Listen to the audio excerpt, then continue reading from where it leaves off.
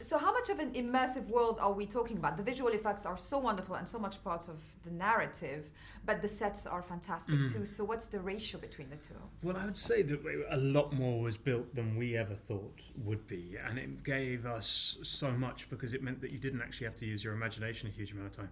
A lot of the creatures were CGI, but when we were interacting with them, there'd be massive puppets, and some of the people who worked on Warhorse created these gigantic puppets, and so it was a real mixture, but a lot more of the time than we expected, you had visual reference for something, so it wasn't just acting with a green dot.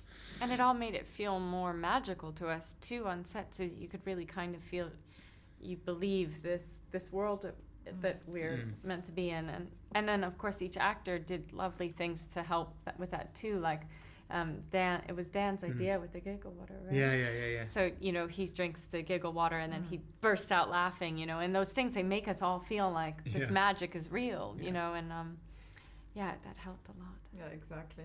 And it feels there's a spirit to the film. The fans wanted to know if you were ever a Harry Potter character, which one would you have liked to have been? Well, you know my answer. Do you want me to go first? No. Buy you a little Her time? answer's Dobby. Dobby. Dobby. So cute. I love Dobby so much. I would have loved to have played, but would have hated to see myself play Voldemort. I just thought Ralph Fiennes did such an amazing job there, but he was such a sort of properly dark human wizard. Wizard human. Wizard human, noseless wizard. But you would have hated to watch yourself because you loved Rafe and it so much. Yeah. I would never. I would have butchered it. Well, talk about Harry Potter was a whole world in itself. Fantastic Beasts is setting up to become a whole world in itself. If Joe Rowling's worlds are true, and there's going to be 5 of them. So, what would you look most forward to in developing those? We kind of learned just a little bit of the surface in this one. I would love to see Newt out in the wild. Like you hear at the beginning of this film, he's spent a year in the wild finding creatures that have been trafficked and looking after creatures that are under threat. And I would love, he talks about being in Equatorial Guinea and Egypt and Sudan, and I kind of would love to see him Tarzaning his way with this case. I would love to see that too.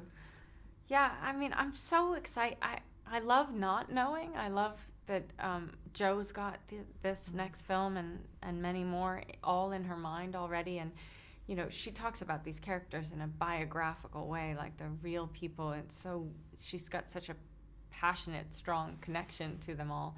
I'm very excited to discover where they go, but I think for Tina, because she sort of lost her power at the beginning of this film, kind of lost her voice, I'm excited to see her really come into her own, because I have a feeling that she's like a pretty badass witch, and I'm excited to see her Plus take romance, some things down. Plus romance! Yeah.